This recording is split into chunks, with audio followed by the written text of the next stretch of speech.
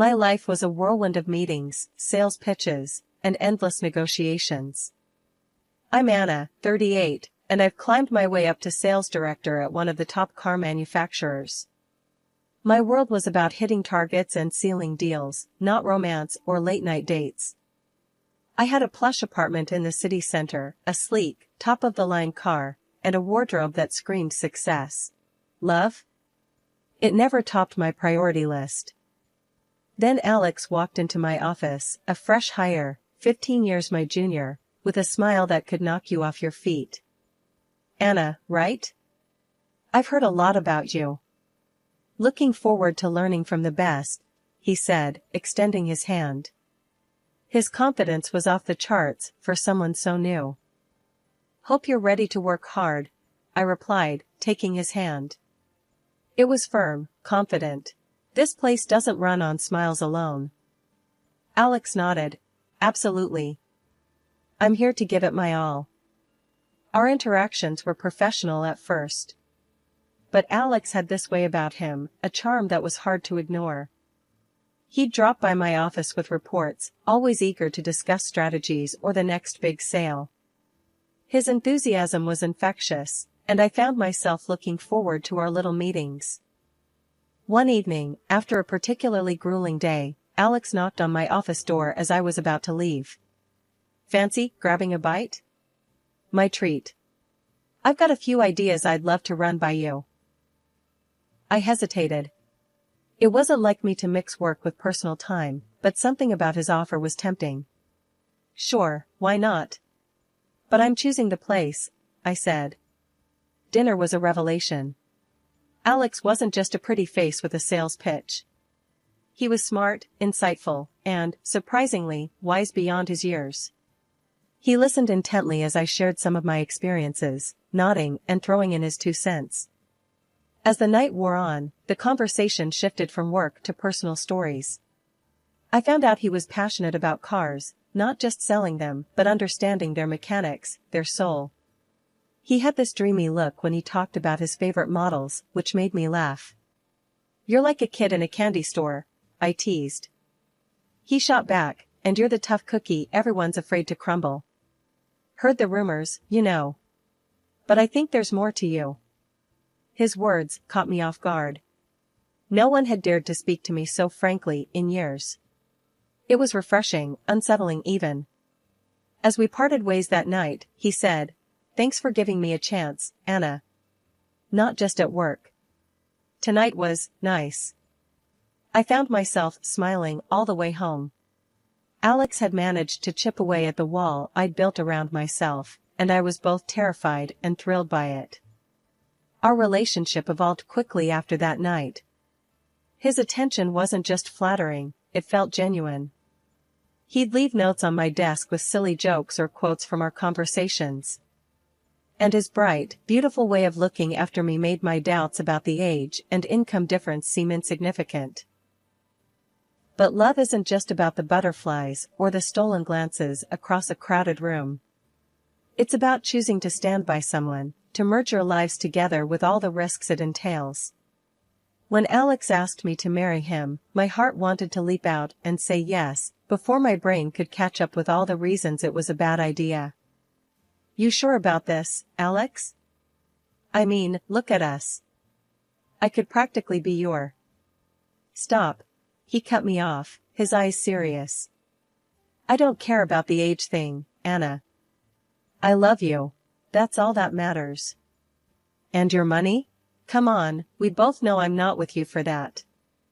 His words were like a balm to my nagging doubts. All right, but we're doing this as equals, got it? We split everything down the middle.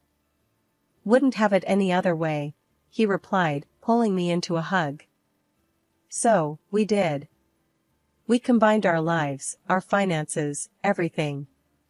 I even helped him climb the ladder at work, sharing tips and advice that only years in the industry could teach. He was a quick study, impressing everyone, including my boss. Our partnership seemed unshakable. Life with Alex was like stepping into a fast car with a full tank, ready for the long haul. We decided early on to handle our dough like a team, splitting expenses down the middle, half to us, half to a joint account we set up. Makes sense, right? Keeps things square, I said, laying out the plan on our kitchen table, scattered with bills and our laptops. Damn straight, Alex agreed, tapping away on his calculator. And hey, about the apartment. It's ours, babe. Your name's going on that mailbox too. I cut in before he could get all shy about living in my upscale pad. His grin was all the thanks I needed. And when I handed him the keys to a shiny new car a week later, his eyes about said it all. For real, Anna? This is too much. Consider it a bonus for being a top-notch husband. Plus, you gotta look the part at work, right? I winked, tossing him a box with a high-end suit.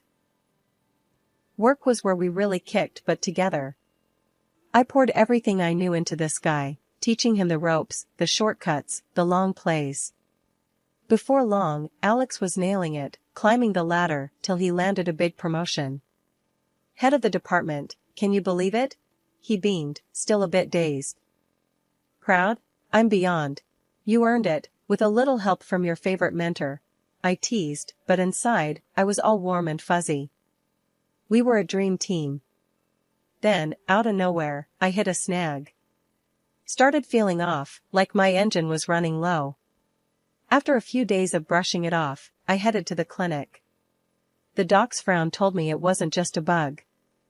We need to run some tests, Anna. Might take a few days. My mind raced to work. Shit, I've got a mountain of stuff to handle. Alex, you think you can cover for me? Just till I get this sorted? Alex, ever my rock, didn't blink. Of course, babe. You've got nothing to worry about. I'll handle it. I spent the next few nights at the clinic, my laptop glued to me, prepping everything Alex needed to keep the wheels turning at work. Despite feeling like crap, I made sure he had every detail, every document, every plan laid out. Just follow the playbook, Alex. It's all there. I told him over the phone, my voice barely above a whisper. Got it, boss, he joked, trying to keep the mood light. You just focus on getting better. I've got this. But as the days stretched out and my return to work got delayed, I leaned on Alex more and more. Each call, each email, I could sense he was feeling the pressure, but also thriving under it. You're doing great, Alex. Just a bit longer, I promise, I reassured him, but the guilt was gnawing at me for dumping this on him. Don't sweat it, Anna. We're in this together, right? You do the same for me, he said, and I could hear the smile in his voice, mixed with a hint of something else. Pride? Excitement? Hard to tell. Back on my feet and back at work, I barely had time to catch my breath before my boss called me in. Anna, you've been away. Alex stepped in, and, well, he nailed it. He started, not beating around the bush. I braced myself, expecting a pat on the back for training him so well, but instead, I got sucker punched. He's taking over your position. You'll be moved to a different department. Lower profile, he finished, avoiding my gaze. I was floored. All the work I'd poured into those negotiations, every strategy, every word of that winning speech, was mine. Yet, here I was, getting sidelined in my own game. But, I laid the groundwork for that. It was all me, I wanted to scream. But I bit my tongue, thinking of Alex's career, his pride. Understood, was all I managed, my voice a mix of defeat and disbelief. Coming home, I found Alex, all smiles and victory. Heard you got the news. Babe, I'm so sorry. I never meant for this to happen, he said, but his eyes didn't match his words. They were dancing, celebrating. Yeah, sorry, doesn't quite cut it, Alex. This was my deal, my job. I shot back, anger bubbling up. Hey, let's not get nasty. We're in this together, right? He replied, his tone too light, too dismissive for the bomb he'd just dropped on us. That's when the dynamic shifted. My paycheck shrunk, while his ballooned. And with the money came a change in Alex. He started throwing around words like breadwinner and freeloader, stinging me every chance he got. I tried to shake it off, remind myself of the man I married. He loves me, this is just stress talking, I'd tell myself, but the doubts were creeping in. Then came the nights he wouldn't come home, the excuses so thin you could see right through them. Working late, babe, big deals on the line, he'd text, but the silence of the house screamed the truth. Finally, I'd had enough. We need to talk, Alex. This isn't working. Where the hell are you every night? I demanded, cornering him one morning after he'd sneaked in at dawn. Oh, come on, Anna. You should be grateful I'm still here. A guy like me, with options? He threw back, his arrogance filling the room like a bad smell. That was the moment I knew. The man I loved, the partner I trusted, was gone, replaced by this stranger, spewing insults and taking me for granted. Every day at the office turned into a nightmare faster than I could have ever imagined. My work, my ideas, everything I had poured my heart and soul into, were now being presented under Alex's name. He had compiled an extensive report, a masterpiece of all my projects, and handed it over to the board as his own. The revelation was a gut punch, leaving me winded and betrayed. The board's decision was swift and merciless. Anna, we're letting you go, they said, their words clinical, detached. Your performance has been lacking. The irony of their words, considering my work was flourishing under Alex's guise, wasn't lost on me. I was being fired for failing to perform tasks I hadn't even been credited for. Shell-shocked, I returned home, a storm brewing within me. Alex was there, humming some tune, oblivious to the bombshell about to drop. We need to talk, I stated, my voice ice-cold, cutting through the pretense of normalcy. He turned, that familiar smirk playing on his lips. Sure, what's up? It's over, Alex. I know everything. How you claimed my work as your own, how you got me fired. I spat out, each word laced with venom. For a moment, his facade slipped, revealing a flicker of guilt, but it was quickly replaced by defiance. Oh, come on, Anna. You're being dramatic. I just played the game better. Played the game? You backstabbed me, Alex. You destroyed my career for your gain. My voice rose, a crescendo of anger and hurt. He shrugged, that smugness returning. Look, Anna, I got tired of always being the second fiddle. I saw an opportunity, and I took it. This was about survival. About advancing. You would have done the same. I was aghast. How dare you? I would never do what you've done. I brought you into my world, taught you everything, and this is how you repay me? Alex's response was cold, calculated. You're just upset because you're not on top anymore. Face it, Anna, this is how the world works. I'm just better at it than you. The finality in his voice, the outright dismissal of our history, our love, was the last straw. I want a divorce, Alex. And you need to leave. Now. His laugh was bitter, filled with a disdain I'd never heard before. Fine by me. I was getting bored anyway. You think you're the only game in town? I've got prospects, Anna. Without you holding me back, I'll reach heights you couldn't even dream of. Watching him pack, a part of me wanted to scream, to rage, to make him see the magnitude of his betrayal. But another part, a quieter, more resigned voice, whispered that this was the end of a chapter. A painful, brutal conclusion to a story I thought would have a happier ending. After discovering the betrayal, I didn't waste a second. The shared account we had was bone dry. Alex had cleaned us out, transferring a whopping $320,000 to his account.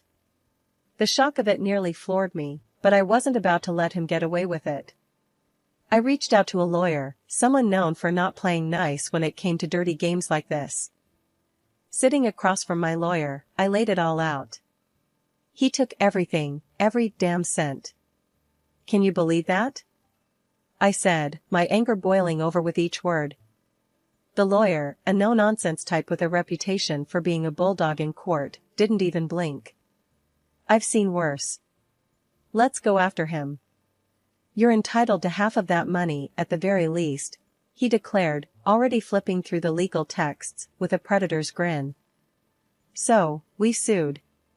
Dragged Alex and his sneaky theft into the glaring light of a courtroom. The process was grueling, dragging my already battered heart through the mud, but it was worth it. The court didn't have any patience for Alex's flimsy defenses. He claims he earned that money, my lawyer scoffed during one of our prep sessions, shaking his head in disbelief. But we've got the bank records, the documents. He's going down. And go down he did. The judge saw right through Alex's act and ordered him to cough up $160,000. It wasn't about the money, not really. It was about drawing a line, showing him he couldn't just trample over me and walk away scot-free. With the lawsuit out of the way, I pushed forward with the divorce. I was done, completely and utterly done. I want my name back, I told the lawyer. My life back. The divorce papers were a mere formality after the legal battle we just won. I watched as Alex signed them, his face a mask of defeat. Anna, can't we? He started, but I cut him off. Save it, Alex. It's over. You made sure of that, I said, my voice cold, final. Walking out of that office, I felt lighter, despite the turmoil that had become my life. It was over. I was free of him, of us. My former surname felt like a shield, a piece of me I'd reclaimed from the wreckage. But life had one more curveball to throw at me. During a routine checkup, still reeling from the divorce and the legal drama, the doctor dropped a bombshell. You're pregnant, she said, her tone gentle, knowing how much my world had already been rocked. Pregnant. With Alex's child. The news was a jolt, a confusing mix of joy and fear. For a moment, I considered telling him, but the thought was fleeting. No, this was my new start, my chance to build something beautiful from the ashes of my past. I'm moving forward, without him, I resolved, cradling the burgeoning new life within me, ready to face whatever came next on my own terms. After the storm had passed, I set my sights on a new horizon. I wasn't just looking for a new job, I was on the hunt for a fresh start, a place that would value me and the new life I was about to bring into the world. I sent my resume to several big names, hoping my reputation as a sharp mind in the industry hadn't been completely tarnished by recent events. The response was more than I could have hoped for. Interviews lined up back to back, each company more eager than the last to bring me on board.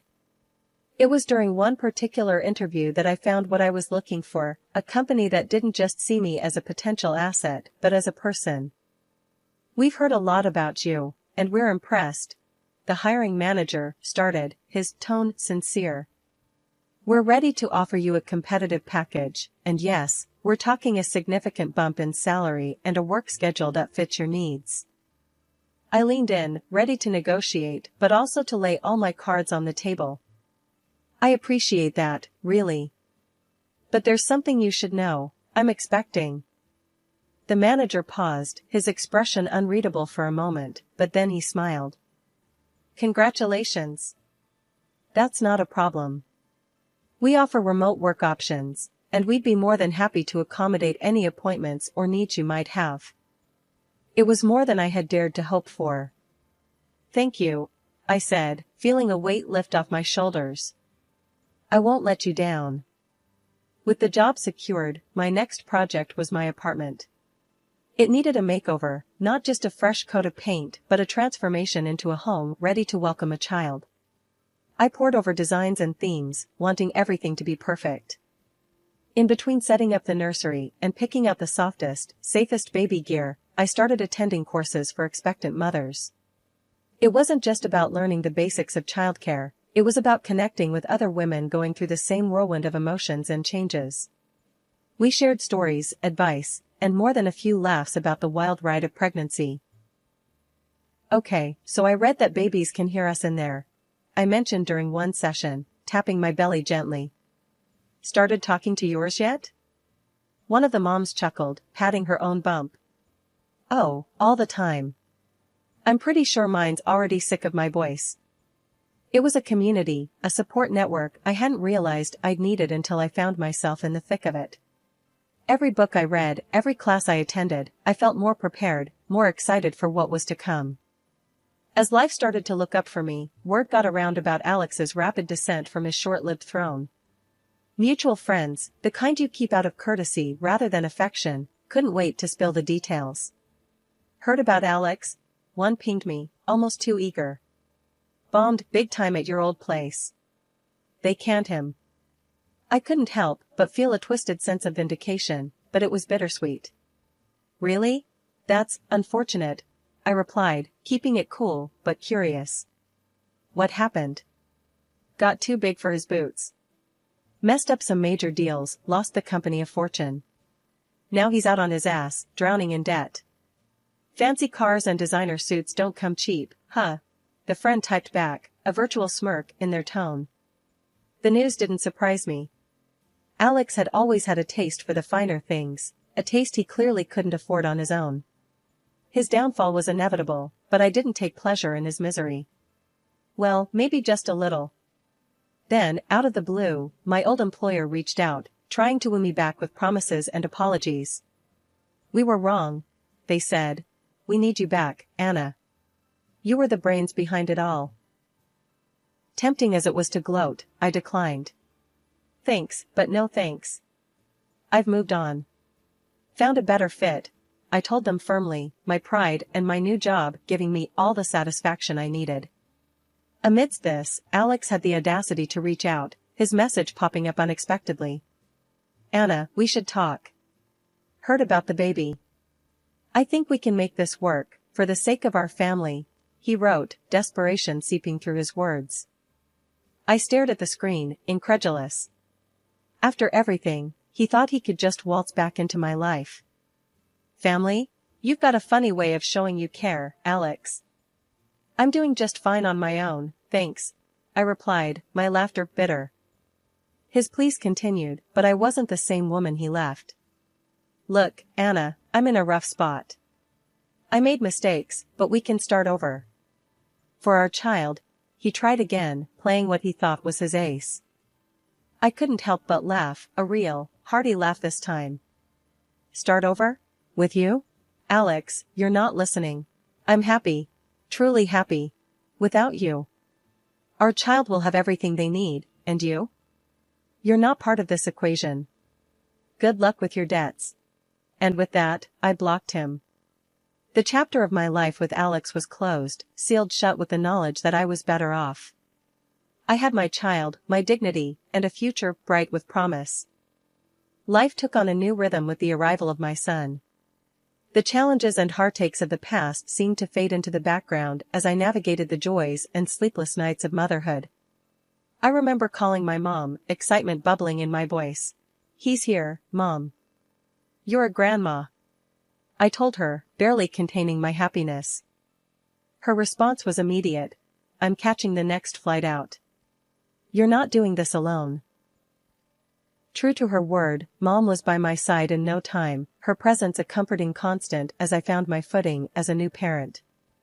It wasn't long before we settled into a routine, and with her help, I was back at work, feeling more determined than ever. The idea of buying a house started to take shape in my mind, a place where we could grow as a family, a stable home for my son and enough space for Mom to stay comfortably. During one of our late-night talks, as we shared a pot of tea and watched the baby sleep, Mom brought up the topic of Alex. Heard your ex is running himself ragged, juggling jobs to keep afloat, she said, a note of concern in her voice. I sighed, the mention of Alex still a sour note in my otherwise harmonious life. Yeah, well, he made his bed. Now he has to lie in it. Mom nodded, then hesitated before adding, you could sue him for child support, you know. It's his responsibility too. I shook my head, the thought unappealing. No, Mom.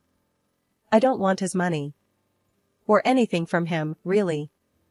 We're better off without that tie to him. I want to close that chapter for good. Mom seemed to understand, but she pressed on gently. Just think about it, okay? For your son's sake. The topic weighed on me, but deep down, I knew my decision was final. I wanted a clean break from Alex, a future untainted by the past. The idea of the house became a plan in motion. I found myself browsing listings, imagining our lives in each space. What do you think, Mom? Too ambitious? I'd ask, showing her pictures of backyards and spacious kitchens. Nothing is too ambitious for you, she'd reply, her faith in me unwavering. You've proven that time and again. My son's laughter filled our apartment, a sound that made every hardship worth it. My career was on an upward trajectory, my personal life rich with love and support.